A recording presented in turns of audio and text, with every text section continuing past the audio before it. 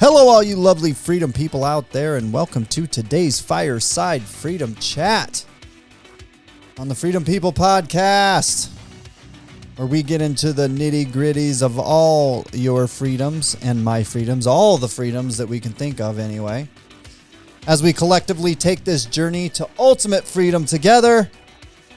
I'm your host, Bradley Freedom, and today's guest is Dr. Benjamin Benulis. Yeah, that's right. We got round two with Dr. Ben. I always love talking to Dr. Ben on the mic, off the mic. He's awesome. Another great conversation. He just released his first book titled Create Health. We are honored to be able to help him get this out to everybody. Everyone needs to read this book, and everybody needs to listen to this episode. We're going to jump right into it. But before we do, what I need you to do is head over to thefreedompeople.org and sign up to become a contributing member today. This helps us grow our community of like-minded individuals so that we can all make sure and stay in touch when things get a little gnarly. Also, as usual, we are helping people take their businesses out of the public and into the private. Save yourself a little bit of coinage on the tax, and also, hey, let's stop feeding that taxation boat that's crashing, huh? Come on, let's go.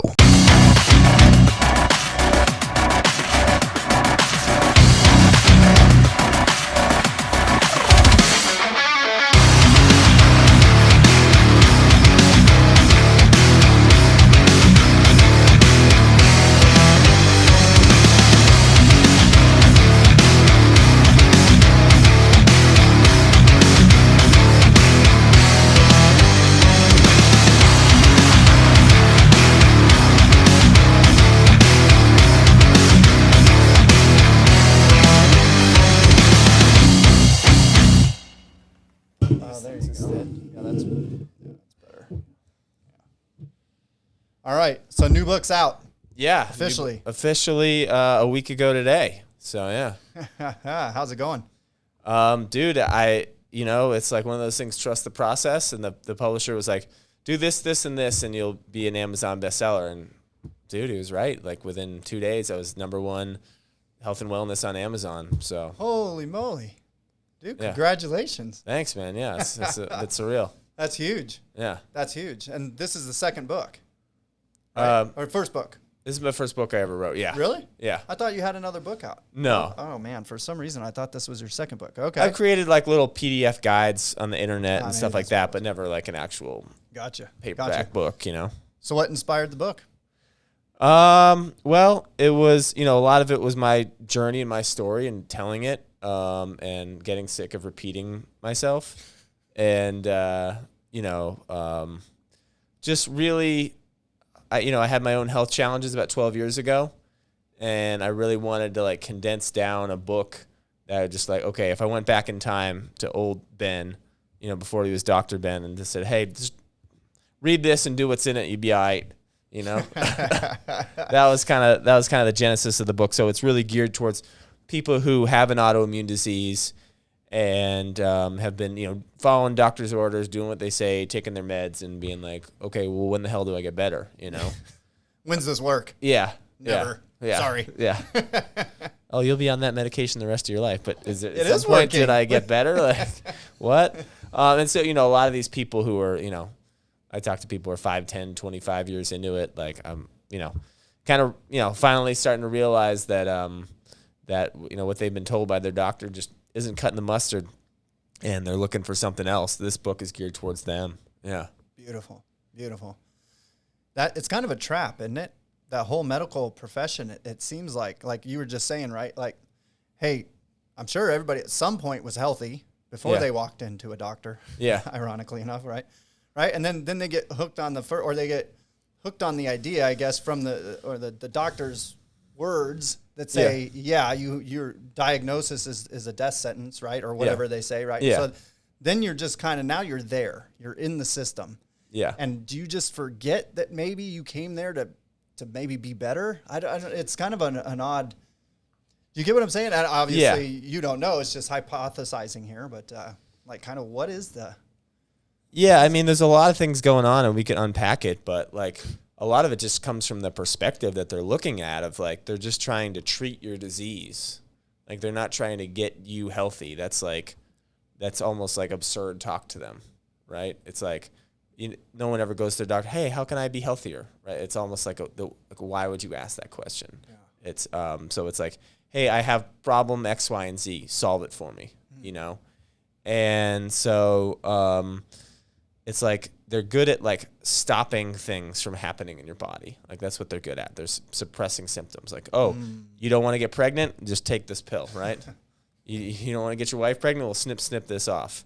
You you don't want to have high blood pressure? Well, we'll basically give you something to piss all your water weight away, and then you won't have blood pressure won't be as bad. It's like your appendix is bothering you, Uncle Joey. Just cut it out, right? Nice. And so the problem is that when you have a systemic condition, it's like, what are they going to like cut every part of your body out? Right. Right. Eventually. Yeah. You have something like chronic pain, they can give you something to make you not feel it. They can't fix the cause of it, but they can, knock you out with opioids and fentanyl and whatever, Lyrica, to make you not feel it. But they, what's causing the pain? Oh, well, we're not sure. And even if we did, like, we wouldn't know how to fix it. So Lyrica, is that a new one? It's one you might not have heard of. It's more of a nerve pain thing for people who have like very severe like MS and like neurological issues and stuff like that. Right, but all it does is basically cut off the receptors for that. It doesn't, nothing ever dulls the nerves. Yeah. Right, and that's kind of what I was getting through this whole thing is back to your book here is that's not your approach. No. Obviously. No. I mean, it was for the first 20 years of my life. Like I want you to understand, like I came from a pedigree or a family of people that were like lots of medical doctors in my family, lots of Ivy League educated people in my family. So when I got sick in 2010, it was like, oh, well, obviously I just go to the medical doctor. And so I had this whole experience where it was like, okay, well, we'll go, oh, we can't really figure out what's wrong with you or nothing. It's not that big a deal. Oh, we ran your labs. You know what? Everything looks normal. So, you're fine. It's enough. Well, maybe in your head, Right. It's a mental thing. It's like, well, we can't figure it out. So it must be like, if we can't figure it out, we know everything. Right, so right. there must not actually be a problem. You must be imagining it. And it was like, no, I'm pretty smart and I know that I'm not imagining this. And I think a lot of people just kind of go along with like what they're told. And are just like, oh, we'll send you to the next guy who will maybe know what to do. Right. And it's just like passing you on and passing you on and passing you on. And it was like, I don't know. I had enough of a work experience that I'd worked with like competent people and incompetent people, and I could tell the difference. And I was like, okay, even though these people are doctors, they're really freaking incompetent. Like they don't know what they're doing. They're pretending like they do. When they don't have an answer, they blame it on something else. I've seen this kind of behavior before, and it was like everywhere I was going is getting the same, kind of. And so that was when I just thought like I was a special case. I thought that like whatever I had was so unique, and I basically had chronic pain, chronic digestive issues, really bad skin issues, really bad fatigue, brain fog, and I just thought, oh, this is just unique to me. No one else is going through this. Well, I was wrong about that. But I just said, okay, well, this is something I'm gonna have to figure out on my own. And so that's kind of where like the gears began to turn because I just wasn't getting an answer going the conventional route. And now we're seeing people, it's like they're just sticking around and like hoping like hell that they got an answer, and these people that have been doing the same, going to see the same doctor for 20 years, and it's like they're not getting any better, but they just keep doing what they're told. Right. So it's pretty sad. Because it's not about healthcare. It's right. I mean, like you were saying, they're not trying to get you health. It's such a weird concept when you do think about it, right? I mean, if you actually sit and put your mind on it for a second, you're like, that's weird. It's really weird to just be chronically for the rest of your life going to a doctor, right? Yeah. And that's what we do now. That's just what you do, right? Well, yeah, it's like a good thing. It's like, oh, let's have more hospitals. Let's it's like it's. Yeah, I mean, I'm blanking now on what I want to say, but yeah, it's it's basically this idea that like every time you go to a doctor, it's a good thing. Every medicine you're on is a good thing. And it's like, yeah, okay, medicine has a place, but like if you're constantly adding more and more of them, and like just to kind of, hold the ship together while it sinks, it's like, it's not the best model. What do you think the future of medicine is? Is there a future in medicine? Well, and I mean, for healthy people is what I'm saying. Is food the medicine? Or are we always going to have some sort of pill around? I think that, the future is uncertain. I see some good scenarios, and I don't really see pharmaceuticals in any of those good scenarios. But like I was just listening to, I was like, oh, can I say some stuff that we might get censored? I was like, no, I'll just say it. This is Freedom People. Freedom People, baby. I was listening to the World Economic Forum, and they had the CEO of Moderna on there, and he was saying, oh, we got $30 million or 30 million doses, and like we can't find anybody to buy them. Like we got like this stuff. Got to do something with this stuff. Yeah, dying on the vine, right? And so it's like that's what's going to happen is that more and more people are going to be like, fuck this. Like I'm out. I don't want this. And the institution's going to be there pretending they're in this position of authority and everybody loves us and we're the experts, and less people are going to buy in, and eventually it's just going to collapse. I like that. That makes most sense, man. Yeah. It has to. I mean, the more, or at least it would collapse for us. I mean, maybe there'll always be, right? Some people, right? And couple hospitals somewhere or something where that's what they do. Yeah, well, you still need critical care and emergency care. Man. You get hit by a car, you get lose a leg. Yeah. And medicine's great for that. It's just for just treating chronic disease. It's abysmal. Right. So it's not like doctors are going to go away and there's never going to be any pharmaceutical drugs. But just right now with the system as it is, where these pharmaceutical companies are the biggest industries in the world, and they make the most profit and they have the most lobbying power. And they have the most advertising power, or it's like 60% of the ads on TV are in the U.S. In the U.S. Or a lot of other countries don't allow. Right. I think we're one of two or three. One of very few that allows it. But it's like that gives them tremendous power to like basically, dictate, call the shots at the media. Oh, you can talk about that, but you can't talk about that because if you talk about that, we're pulling our money away. Mm-hmm. And as they make less money, they'll have less power, and it'll just kind of be a snowball effect where they'll just kind of like. Well, they'll be dropped down quite a bit from where they are because it's complete insanity right now. As far as the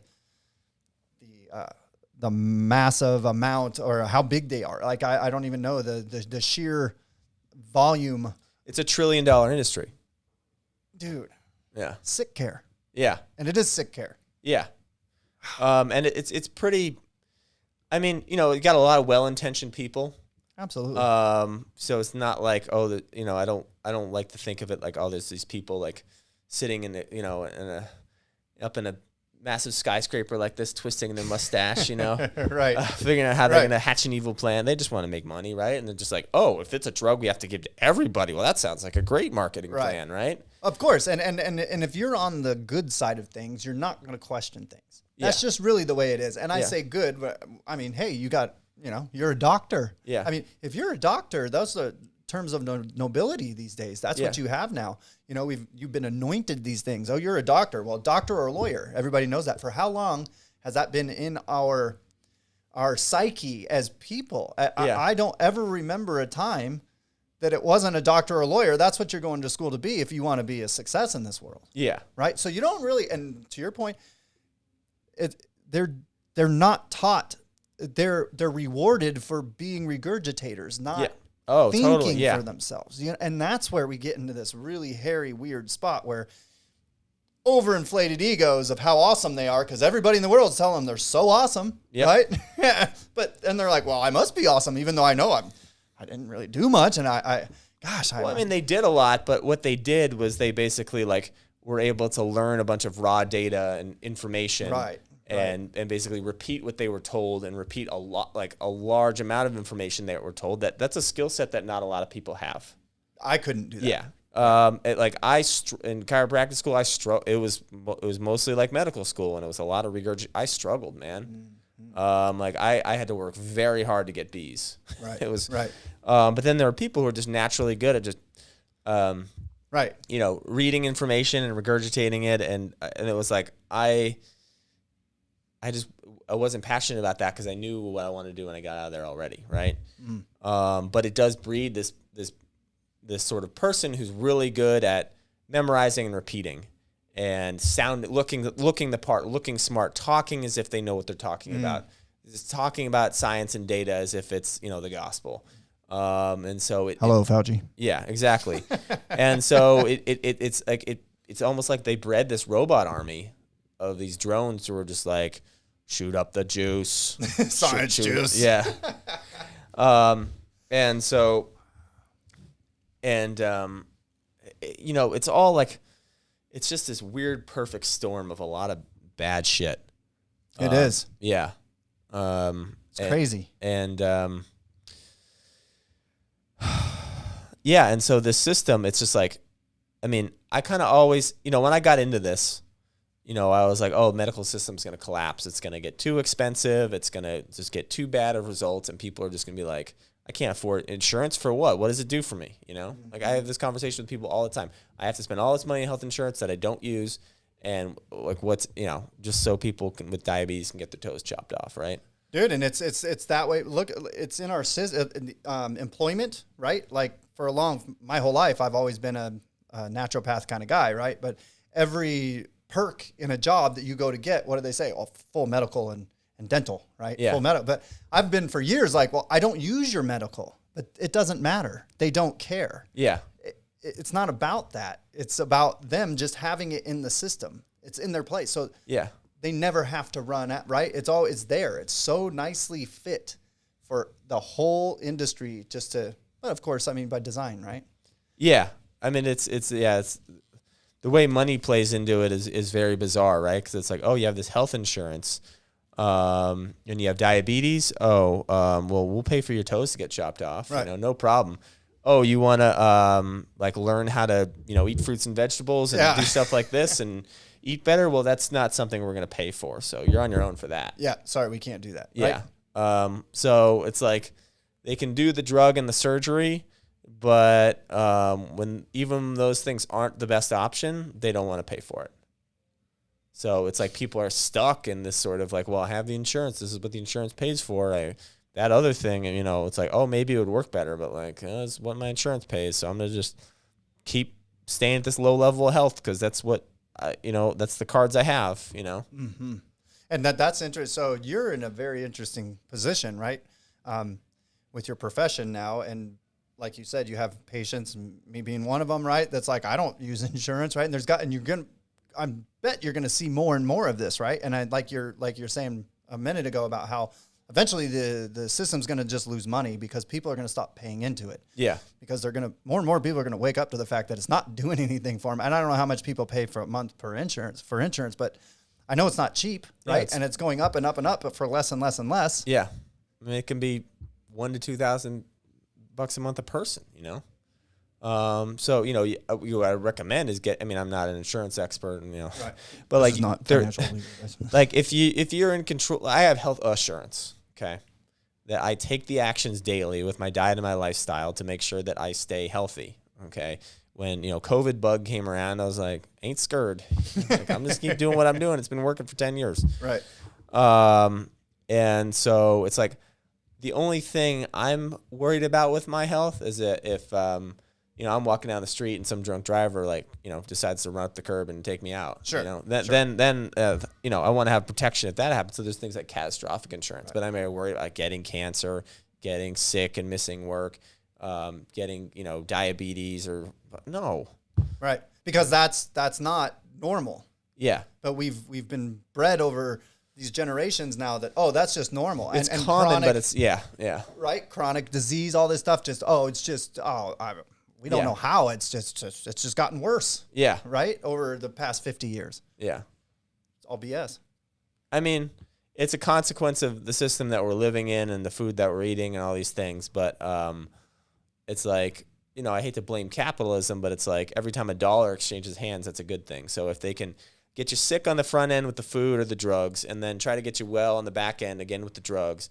That's like 2 times they made a buck. Yep. Whether you're healthy or not, kind of doesn't matter. It's like, how much money can they make? Right. Yeah. Absolutely. That's what matters. Yeah. Right. It's all about money. And that's where it's really hard for me when people just won't even acknowledge the fact that maybe this is all for profit. It's like, oh, they would never do that, man. Okay, so that they don't understand then fiduciary responsibility, and that according to corporate bylaws, they have to do what's best for profit. Yeah. Even your hospitals, guys, your doctors, they are trained to do what's best for profit. Period. That's it. Yeah. That's what they have to do. It's by law. It's by law, guys. It's not like they're just, and that's why if you don't act in the best interest of the shareholders, they can take you to the mat. Yeah.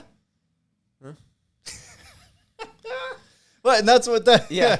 Well, and it's like the evidence is blatant with like, oh, all these new billionaires are created during the pandemic, and like these pharmaceutical companies are raking in record profits and they have no liability, and it's like, oh, but guys, like, it's just they were in the knights in shining armor, and that's their reward. Right. Right. Right. Like, I know they do a bunch of stuff and they, pay billions of dollars in fines every year, but this time when all the chips are down and they had the most opportunity to make the most money and give the drugs to the most people, well, that's when they're just, that's when they found that's when Jesus. That's when it all comes out. Right. Yeah. Get out of here. Right. And that's it's interesting to see what's happening right now. I feel the chasm is growing and growing between. And I hate the thing of two sides, but it is. It's like the two pillars of consciousness that seems to be happening right now. Either you're conscious of it or you're not. Yeah. And it's, I mean, this and at some point, people like have to dig in their heels, and it's like they're just more and more invested in the lie, and it's harder and harder to wake up and just admit that they got duped. Absolutely. Right. And then now I can't. Like, there's no way I could ever turn at this point, right? There's just, I'm too far in. I'm way too far in. Yeah.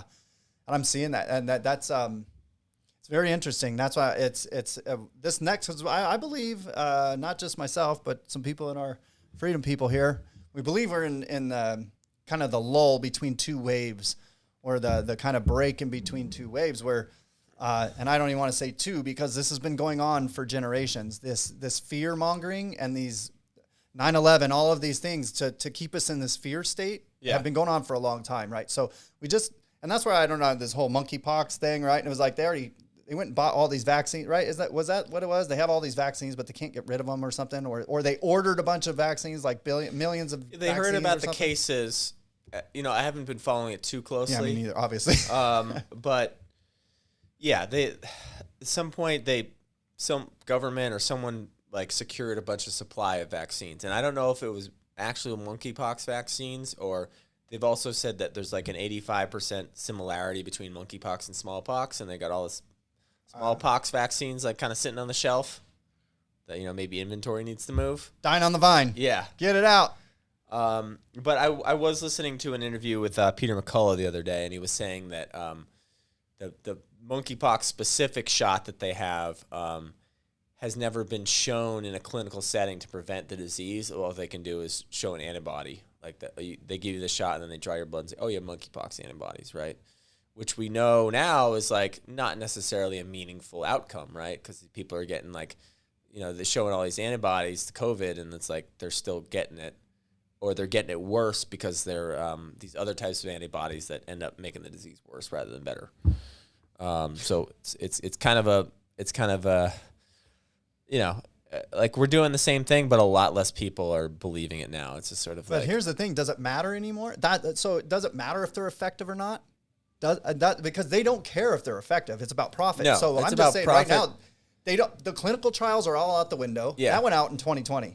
And nobody seems to care, which is nuts. Well, they have their way of like kind of obfuscating the data and manipulating the endpoints and manipulating the study design to go, look, 5% effective. And so it's this like dog and pony show of data manipulation, and people a lot of people fell for it, and a lot of people are still kind of going along with it because it's like, well, if we can't trust the scientists, then everything we know is questionable, and people really don't like uncertainty, you know? Sure. But yeah, I mean, they can pretty much, we've seen that they can pretty much manipulate the data however they want. And then, you know, like even collude with government agencies to not reveal what they hid. So, I mean, yeah, there's essentially no integrity in scientific research anymore, especially for pharmaceuticals. It's really sad. It's like really hard to know what to believe because so much of the data is just falsified. In that. Manipulated, yeah. Yeah. Well, and that, right? And this is our medical, but if we start to look at everything, it's everything right now. We don't know what to believe. What's up, what's down, the whole Ukraine and this, monkey. It's constant, right? And it's by design though. They're hijacking our reality. Yeah. Right? Because our constantly iterating what is the new thing. Yep. Yeah. Yep. What's that new fear? And people just keep jumping on board, right? And at some point, but I think it's wearing out. Yep. I don't know. Well, when you have a disease called monkeypox, it really sounds like they're jumping the fucking shark. Yeah. When I saw that, dude, I thought it was a joke. Because I don't watch TV, any of it, dude. I'm pretty much cutting myself off now because I believe more and more now than ever, it's our imagination that is everything. And it's what we believe. And they're getting us to believe all the same shit through social media or through TV, whatever. Yeah. Newspapers, whatever it's been for generations and generations of just, we all believe the same shit. And I'm really trying to pull myself out of that and just stay focused on the world I want to live in.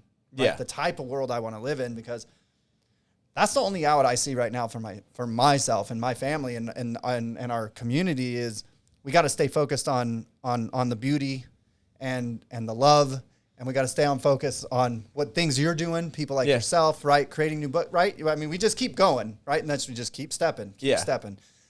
All that, man, it's just too much. Like, again, the monkeypox, get out of here, dude. Like, I thought it was a joke. Well, I remember, you know, it's funny how, like, jokes I've written have, like, kind of taken on a life of their own years later. But one thing I used to make a joke about was...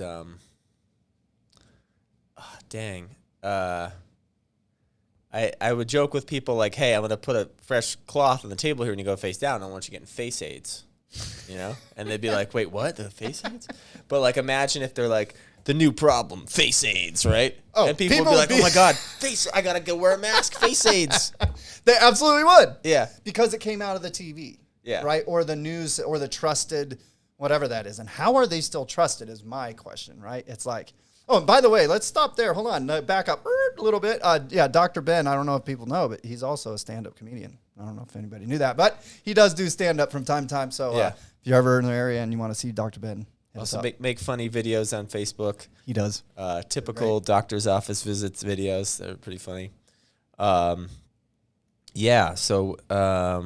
It's getting, you know, more and more absurd.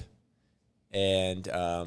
There was some quote that a friend of mine read to me, and he's like, the point of communist propaganda was that it was absurd by design, and that if they can make you believe absolutely ridiculous bullshit and go along with it, that it crushes your soul, and that it, like, dehumanizes you, and you're, like, going along with it even though you don't really believe it, but you feel like you're forced to, and it just wears people out, and then they just comply with everything because they're just like, they're just submitting. Yep.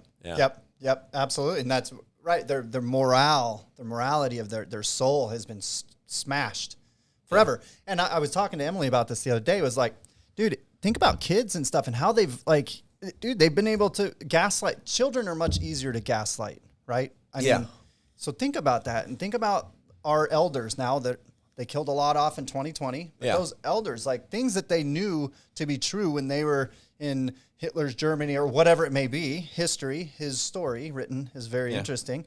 And so they can manipulate however they want, right? And if you think about the way that, and look what they're doing now to grown-ass people, the gaslighting that they get away with, and to your point, people just go along with it. So now they know that they can do anything. Dude, after 2020, and that's why I was so staunch on the mask, right? And people don't get it. It's because that's the line. If you show them that you're going to fucking put a mask on and walk out and be an idiot like that, what won't you do? Yeah. What fucking won't you do? Totally. They got you to cut off your oxygen supply and say it's good for you. Yeah. Sweet. Yeah. And then, and then also not only with that, but to really dehumanize, you create all these like super stupid rules that are essentially superstitions.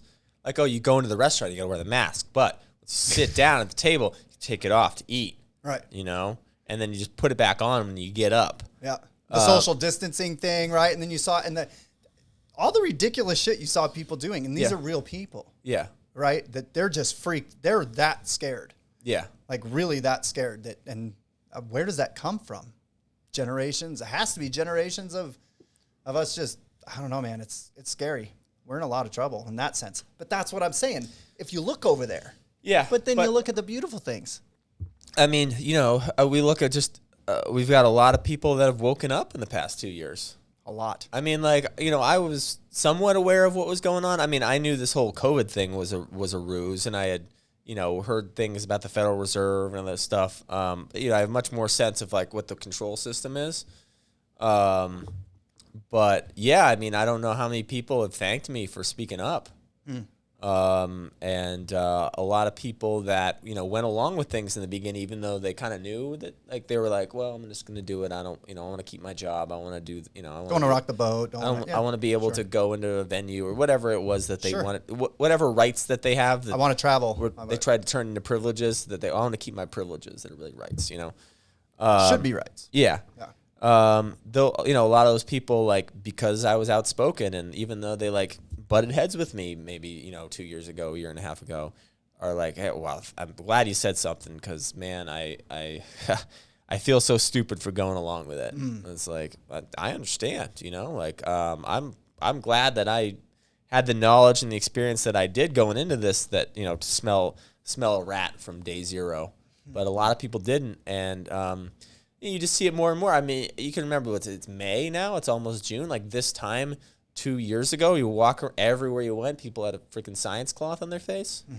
And now it's like, now that person that shows up at the event, it's like 1 out of 100 people's there with the fucking diaper on their face. Right. And just like, and you're like, isn't that weird? And how are they with a group of friends and they're the one? Yeah. What type of,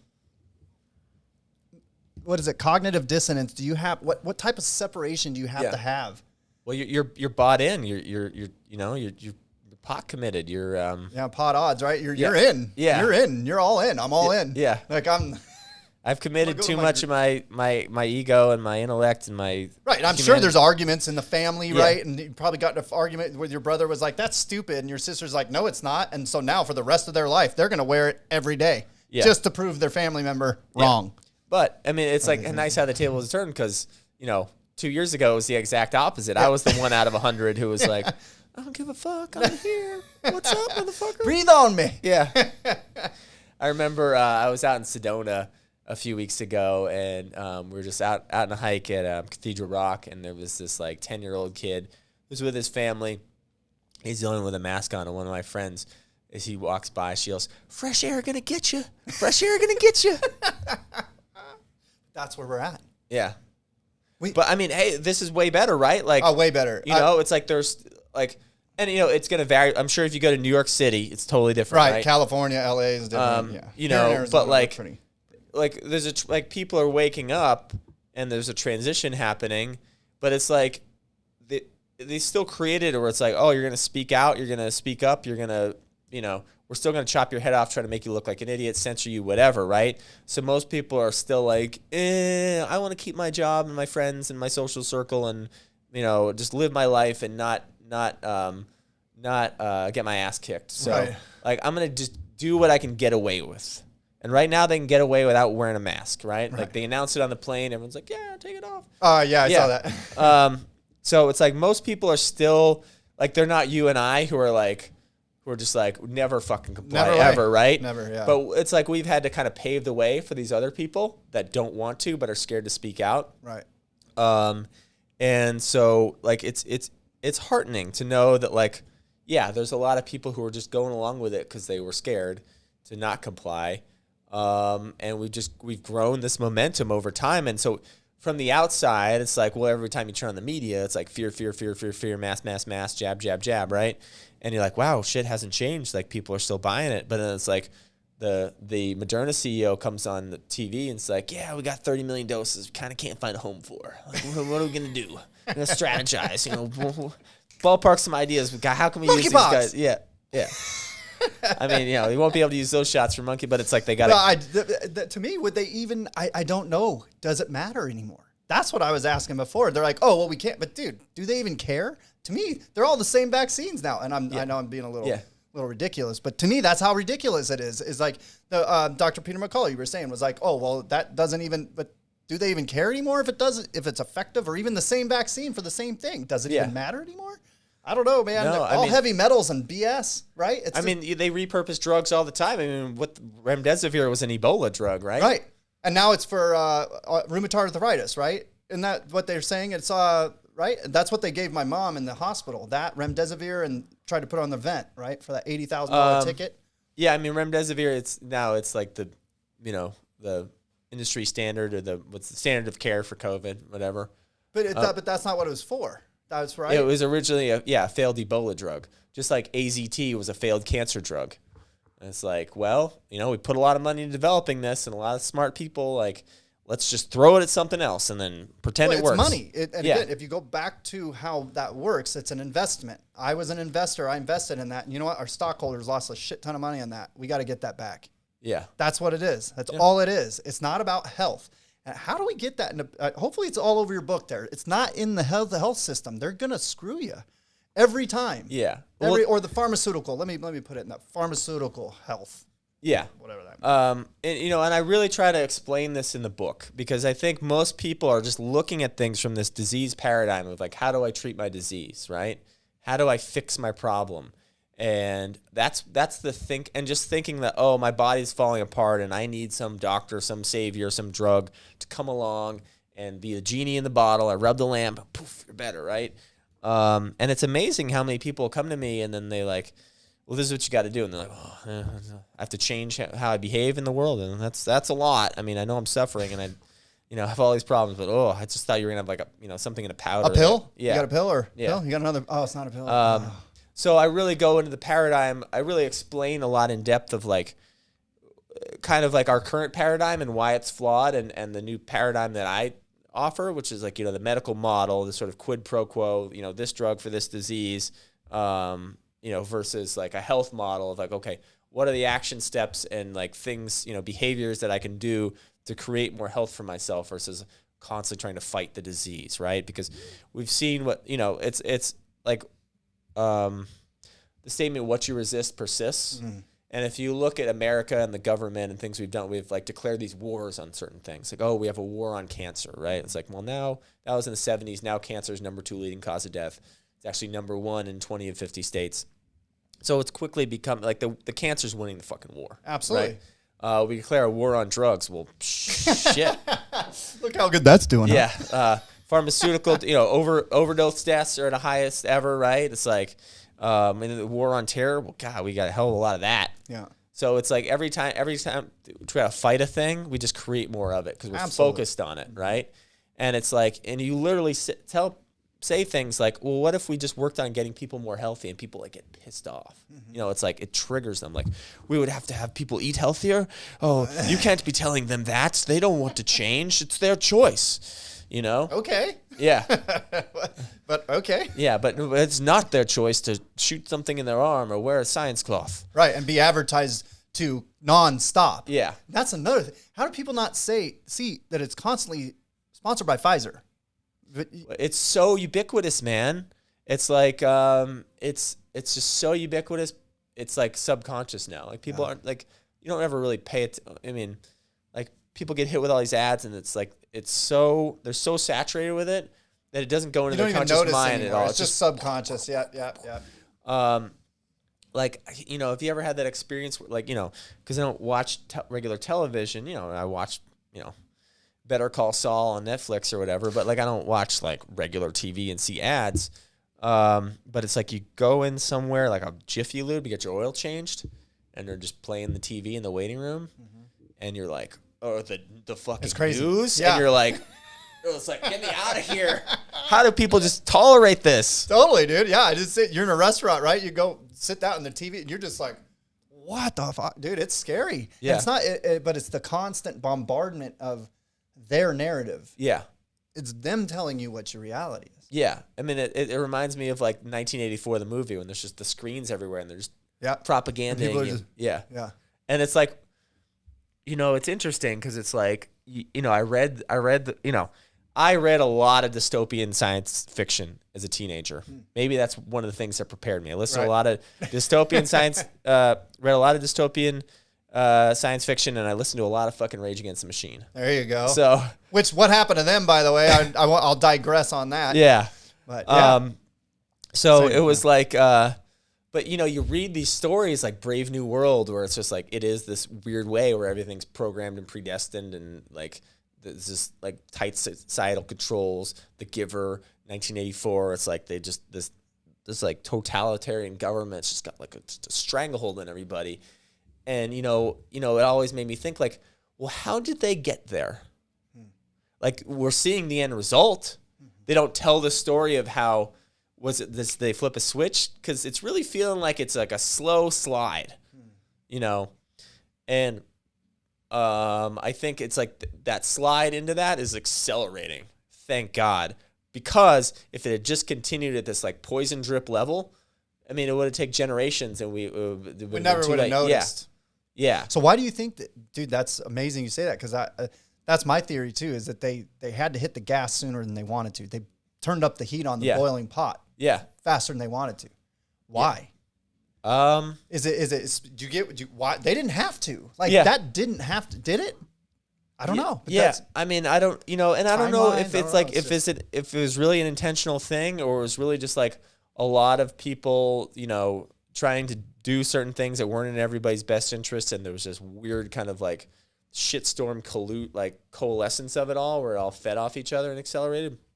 But if I had to guess, it would be the lab leak was a fuck up. Like they didn't want that to actually go down yet. Yeah, they were prepared to kind of do some shit with it, but they were thinking like maybe 2025 or something. Yeah, see, that's kind of where I was. That's where I thought they would have let it kind of. Because, dude, 2020 woke everybody. I mean, not everybody, obviously. But a lot of people, So maybe they're like, oh, Orange Man's got a good shot at a second term. Like, release the virus. I don't know. Release the cracker. I don't really know. I mean, obviously, it's hypothesis. Yeah. Right? We're just hypothesizing. But it's just kind of like, it's all, it's beautiful at the end of the day, too. The way I see it is, this is us growing. We're changing. Yeah. In order to heal the wound, you got to clean that sucker out. It's painful. It's nasty. It's disgusting. See the maggots coming out of that shit, all that, right? It's gross. Yeah. And that's what we're seeing. We're seeing we got to heal this somehow, because most people weren't aware of it. I wasn't aware of most of this. I was aware of a lot of things for a long time, but nothing seemed to change at all. Yeah. For a long time until 2020. And it wasn't in your face, and it was always, you were able to be like, well, am I just listening to too much Alex Jones? Exactly. Like, am I just being gaslit? Am I just being like, they say your imagination's running away with you again, right? And then you're like, whoa, this is way past my fucking imagination. Right, What's happening in reality? Right, and that's where we knew it was, okay, go time. Now we knew it was like, okay, but it's, wow. Yeah. Like, wow, this is actually going down. I couldn't believe I'm putting myself back in 2 years ago. I was in an apartment, right? Pre-baby and all that stuff. And just like, I couldn't believe that it was going down. And I couldn't believe that people were buying into it. That was or listening to somebody tell you to stay in your home. That's what wasn't registering with me, just because I'm a, fuck you guy. I mean, I'm just and so but it really way beyond what I've ever could have imagined. Right. It takes 1984, The Giver, it takes all these and smashes them into one. And you're like, oh, we're here. Yeah. That was them just, foreshadowing that. Right. And that's where, have you ever heard that stuff where they say, who's the guy who wrote 1984? George Orwell. They were saying that he was actually a CIA plant. Right. And these are all like, because you couldn't have imagined it. And that's why our imagination is more important than anything. Until you're shown something, you can't really imagine it, right? Yeah. Especially something morbid and disgusting, because I don't think that is the nature of who we are as beings, as species, as whatever we are. We're heart-loving things. We're just probably thinking good things until people are constantly telling us to think bad things, and then that's all you get, right? So think about that. George Orwell, all those guys just were planted to let us know right? What is possible, but not the extent of where we are now, right? Because, I mean, are any of them, are there pharmaceuticals in it? Right. Again, it's maybe, right? I have no idea, right? This is just stuff that I'm like, wow, if that's true, that makes a lot of sense, because how would we know? Oh, in Brave New World, there's hella pharmaceuticals, man. Oh, They're Brave New World. Yeah. Like talking about like as soon as the babies are born, they're shooting them up with stuff, and then everybody's on this drug called Soma, which like makes them feel good. And yeah, that's right. Yeah. Oh my goodness. Yeah. I mean, the other books not so much, but that one was like, it was all medical. Yeah.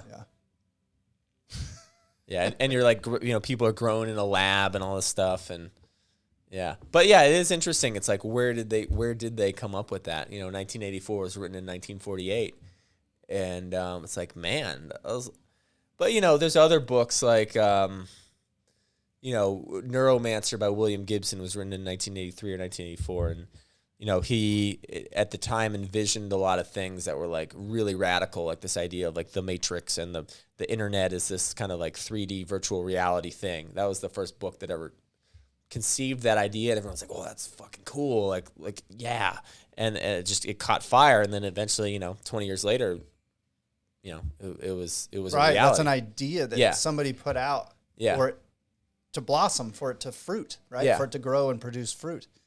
I mean, hey, I was saying 10 years ago that the healthcare system was going to collapse. I didn't think it would go down like this. I thought it would be just kind of like, that's what we used to do. Right. That old obsolete system, well, it's like gathering dust in the corner now. Well, no, it's a $1 trillion business industry. Dude, they're not going down without a fight. Oh, for sure. But it's like the harder they push and the harder they... The more they're screwing themselves. Yeah, the crazier it looks. Like, fucking monkeypox? You serious with their shit? Everybody's got to get a fourth shot. Like, we fucking out. Like, this is just out of control. Yeah, I know. I got some of my friends now.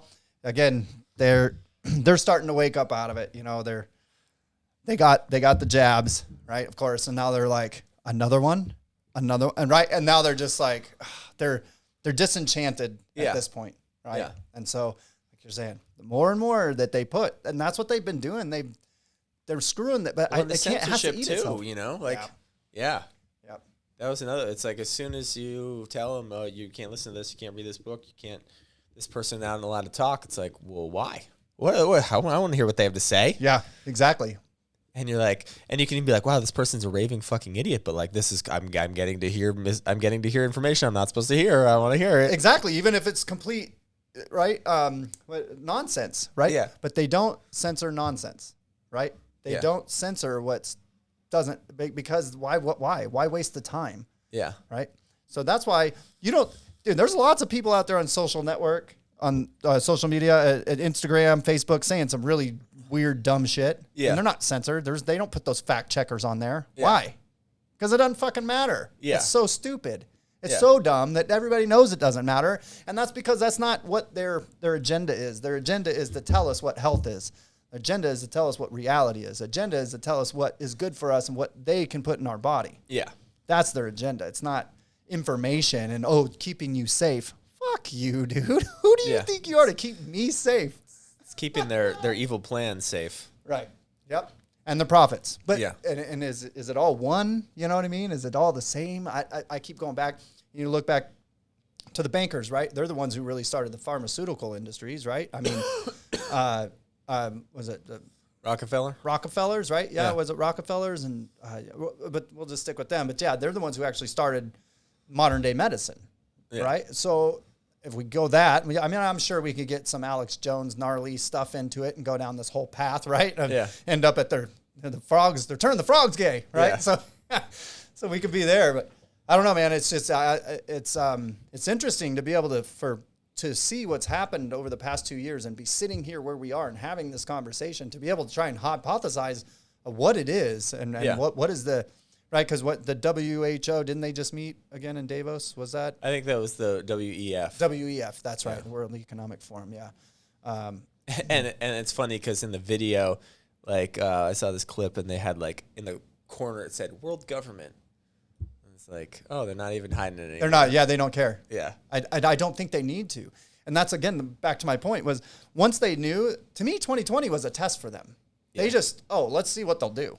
Yeah. You know what I mean? Oh, shit, they'll do that? okay, well, let's see what Yeah. else they'll do. That's why in the beginning they were like, even Fauci was like, don't wear a mask. It's fucking stupid. Yeah. All it does is make you look stupid. You know what I mean? Yeah. It might make people feel better, but it doesn't do anything, right? Like but that's why they were stumbling back and forth, because they were like, oh, okay, and then it's perfect way for them to use. Well, the science is always changing. It's ever evolving. So, but it's settled. Yeah, but it's settled. But like basically, we can tell you to look one way one day and look one way the next, and you got to follow us because hey, the science changes, right? So they could say, oh, monkeypox, it's not that big a deal, guys. Just chill out. It's no big deal. It's no big deal. And then 3 months from now, be like, oh, you're gonna fucking die if you don't get your smallpox shot. Get your monkeypox. Like now, lockdown, triple mask. Right. You know, when people are like, oh, it's different than they thought. The scientists changed their mind. Okay, I'm gonna do it. Right. You know, luckily that's a way smaller percentage of people. But yeah. And you know, the thing is that it's not a direct connection with their doctor anymore, right? It's not like I'm going to you and say, hey man, what do you think, man? Nobody's doing that. Yeah. They're just watching the TV, taking it from a guy who's never seen a patient. Yeah. Right? And it's really weird, dude. This reality that we're in, right? Yeah. Yeah. Well, and they control the narrative and they control the doctors enough that like these doctors can't speak out, can't offer alternative treatments, face persecution, face, loss of license, all these things. And so, it's like they were able to create this like top-down authority, But yeah, the drug commercials say, talk to your doctor about blah, blah, blah, blah, blah. Right. Unless we tell you, it's weird, right? Yeah. That connection with you and your doctor is completely gone now. Yeah. Right? That one and I don't know. I see that's how we should be getting back to anyway. The old doctor home visits and stuff like that kind of thing, right? And that's where through our directory, the Freedom People you're on and stuff like that's kind of where we're trying to help facilitate something like that, that connection that is outside of the public. When I say public, I mean the pharmaceutical companies, the government service corporations that run our lives, whatever you want to say, that's outside of that loop, right? Outside of that system. And now we're trying to bring that back, right? That one-on-one connect. Hey, they don't need to know anything. Why? Why have we've outsourced everything, right? Yeah. Our health, our wealth, our education. Our thinking is the most important thing you've outsourced, though. Yep. And so I feel like shit got so crazy that people were forced to critically think again, which is a good thing. Very good thing. Yeah. Awesome. Dude, man, I love speaking with you. Yeah. I really do. I love the conversations we have. Here, yeah. Oh, yeah, man. We'll do more. So can you tell a little, just before can you tell people about your book? Sure. So the book's called Create Health, Reverse Autoimmune Disease Without Drugs or Side Effects, or their side effects. So, autoimmune diseases are diseases where the immune system's attacking some part of the body, and depending on what part of it is, they give it a different name. So if it's attacking your joints, it's rheumatoid arthritis. If it's attacking your thyroid, it's Hashimoto's, etc. And so I dealt with this on my own 12 years ago, and we talked a little bit about my story of healing it with diet and lifestyle. So and there's me, with the green smoothie on the cover. Here's me with the strawberry, banana, celery smoothie here, and that was basically the strategy that worked. I mean, I was just throwing whatever I could at it because the whole medical route was not helping. So I kind of just distilled down that journey in the book and explained my protocol and all that. So anybody who is looking to heal, who's done the Remicade and the Humira and all the stuff that doesn't work and is ready to give something else a shot, createhealthbook.com, check it out. And you can get it on Amazon too. But as Freedom People, we don't like to support Amazon, right? Right, as much as and my website, which you helped me build, has some bonus trainings and stuff if you buy the book on there that you wouldn't get if you got on Amazon. So sweet, beautiful. Dr. Benjamin Benulis, an honor, man. Thank you so much. And yeah, in case we didn't before, thank you seriously for speaking out and being the man that you are. It's and making those choices, right? Because that's kind of what you hit on earlier. Is nobody wants to make those choices, those lifestyle change choices. Yeah. Why? It's because they're hard. It's hard because you got to change yourself. Yeah, it's hard, right? Like it's perceived as hard, and there's a lot of marketing to show, that makes people think, oh, don't eat healthier, just take a pill, right? And they show the person in black and white biting into a piece of celery, going, sucks, and the person popping the pill and the 20-pound, right. And they're like, yeah, So, but what's I fucking love it. Yeah. Like, I wake up every day full of energy. I mean, I got up at 5:45 today, meditated, worked out at the park, like had peaches for breakfast, like freaking feel phenomenal. Yeah. I don't want to go back to doing any of that stuff because I feel so much better. Like I was sick and I was like, all I wanted to do is get better. But what I found was that when I implemented this, I got way more than what I thought better was. And I had just so much energy and so much vitality. And just like, I was in this fog of depression that lifted. Like so many other things got better in my life. It was like, no way in heck am I going back. It's worth the trade-off of not having Oreos. Like I could give a rat's ass. I feel so good. Right. So that once you really internalize it and you do it for a while, you're like, man, this is like, it's not like I wake up every day and, really wish I could have a beer, but I'm not going to do it because my health is important. No, it's like, I feel fucking amazing. When beer makes you feel like shit. Yeah. And that, right? And that's that, Yeah. it becomes that flip in you where you're like, okay, it's not appealing is Yeah. the thing, right? Like Yeah. the cheeseburger or whatever is your thing, right? Is not appealing anymore. That your taste buds change over time, right? These Yeah. things just change. And I had to have that contrast of getting really severely chronically ill, Sure. or I would have not changed. Same way, we have to have this contrast of crazy worldwide pandemic, government control, pharmaceutical malfeasance to us to be like, whoa, we don't want that. Right. Whoa, hold the phone. I didn't know I was so sick. Yeah. I didn't know I had cancer. Now we Yeah. know we got cancer. Yeah, and now it's like, well, we got to make some big changes here, okay? Yeah. And if that hadn't happened, like we wouldn't have had this big like revolution, right? Right. So I see it as a good thing. It's like there had to be light shined onto the problem for us to pursue a solution. And so that's what happened with my own health, and I see like the exact same thing. It's like gay marriage. It's like, why did we get so excited about it 7 years ago? It was because for years they were saying, no gay marriage is bad. We got to make rules. No gay marriage, and everyone was like, well, why y'all so tripping about that? Yeah, and they were like, maybe we should have gay marriage, right? But if it hadn't been all these crazy people who wanted to outlaw it, it probably would have just kind of been stayed under natural the or radar. whatever. Yeah. No one would have cared. Yeah, Right. like there would have been no gay marriage, but there wasn't really a big enough conflict. But then it was like when there was enough people trying to stop it, then it was like that contrast of like it shone light on it. So it's corollaries to a lot of other things in life. Beautiful, dude. Yeah. Awesome, man. All right, Thanks for thank the you. talk. Yeah, dude. Hey, yeah. thanks for coming. You're the first one in the studio. Yeah. Oh, okay. On the new office. Yeah, obviously. Yeah. So just getting it set up. Thanks, man. All right, thank you. Yeah. All right, brother. Awesome. Talk soon.